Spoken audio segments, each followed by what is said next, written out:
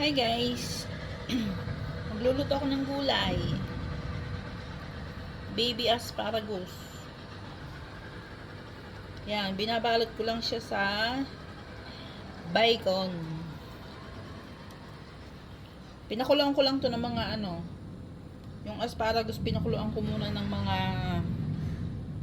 2 minutes sa kumukulong tubig. Para medyo malambot siya, para pag pinirito ko ay hindi siya matagal lutuin, para hindi masunog ang bacon.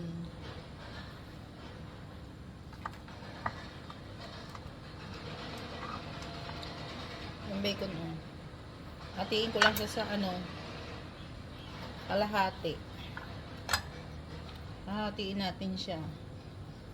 Tapos nilalagay ko ay mga 5 piraso lang para hindi makapal.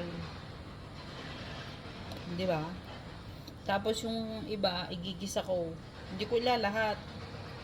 Kasi yung binili ng amo ko ay medyo madami. 2 balot na asparagus. 2 balot kasi binili niya.